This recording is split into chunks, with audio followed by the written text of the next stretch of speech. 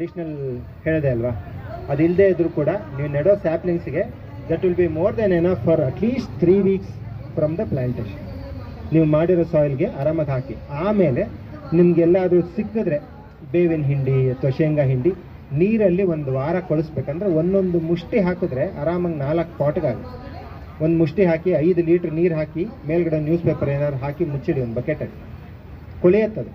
ಕೊಳೆತ ನಂತರ ಅದನ್ನು ತೆಗೆದು ಪಾಟ್ಗೆ, ಫಾರ್ ಎಕ್ಸಾಂಪಲ್ ಒಂದು 50 ml ಒಂದು ಅರ್ಧ ಲೀಟ್ರ್ ನೀರು ಹಾಕಿಬಿಟ್ಟು ಪಾಟ್ ಸುತ್ತಲೂ ಹಾಕಿದ್ರೆ ಏನಂದರೆ ಈ ನೀಮ್ ಕೇಕ್ನಲ್ಲಿ ಏನು ಕೊಡುತ್ತೆ, ಅಜೆಡಿಥ್ರಿನ್ ಅಂತ ಒಂದು ಕೆಮಿಕಲ್ ಕಾಂಪೌಂಡು ಬೇರಿಗೆ ರೋಗ ನಿರೋಧಕ ಶಕ್ತಿ ಕೊಡುತ್ತೆ. ಆ ಕೆಮಿಕಲ್ ಕಾಂಪೌಂಡ್ ಪ್ಲಾಂಟ್ ಅಪ್ಟೇಕ್ ಆದಾಗ ನೈಟ್ರೋಜನ್ ಕೊಡುತ್ತೆ. ಈ ಥರನೇ ಇದು ಬೆಳೆಯೋದಕ್ಕೆ ಸಹಾಯ ಮಾಡುತ್ತೆ ಮತ್ತು ಯಾವುದೇ ಬೇರಿಗೆ ರೋಗ ಅಂಟದೇ ಇರೋ ಹಾಗೆ ನೋಡ್ಕೊಳುತ್ತೆ.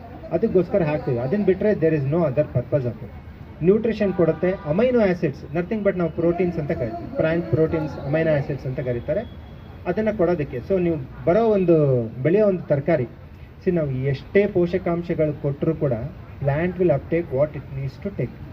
ಇದು ಮಾತ್ರ ನೆನಪಿಟ್ಕೊಳ್ಳಿ. ನಾ ಇವತ್ತು ಅದು ಕೊಟ್ಟೆ ಅಂತ ಇದು ತೊಗೊಳ್ಳೋಣ ಅದು ತೊಗೊಳ್ಳೋಣ ಮಾಡಲ್ಲ. Whatever it likes only, that is uncontrollable by human. ಇಷ್ಟು ಮಾತ್ರ ನೆನ್ಕೊಳ್ಳಿ. That's nature's creation. It will uptake only what it has to. ಆಯಿತಾ? ಸೊ ನಾವು ಮನೇಲಿ ಮಾಡೋದ್ರಿಂದ it's much more viable. Minimalistic gardening is what I believe in. Simplicity is the step I take in. ಮೇಲ್ಗಡೆ ಇಲ್ಲಿ ಇದು ವೆರಿ ಫಸ್ಟ್ ಟೈಮ್ ಪಾಟಿಂಗ್ ಆದಮೇಲೆ ಬರುವಂಥ concepts ಇದೆಲ್ಲ. ಬೇಕು ಅಂದರೆ ಇವಾಗ ಹುಳಿ ಮಜ್ಜಿಗೆ ಉಳಿತಪ್ಪ, ಎಸೆಯೋ ಬದ್ರು ಬೇಡ.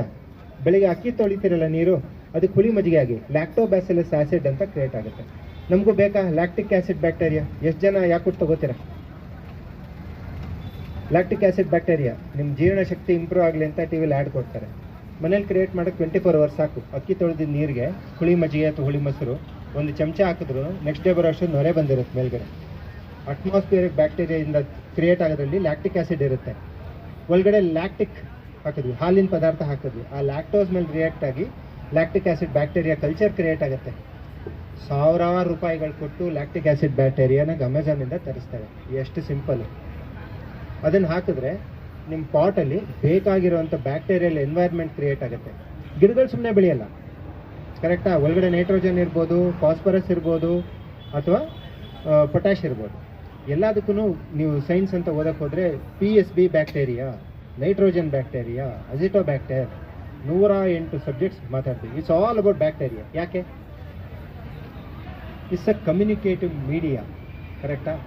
ಇವಾಗ ನಮ್ಗೆ ಕೈ ಇದ್ದರೆ ಊಟ ತೊಗೊಂಡು ಬಾಯಿಗೆ ಇಟ್ಕೊಳ್ಳಿ. It's a media that I want food, my hand fix it up. ಅದೇ ಥರ ಗಿಡಕ್ಕೆ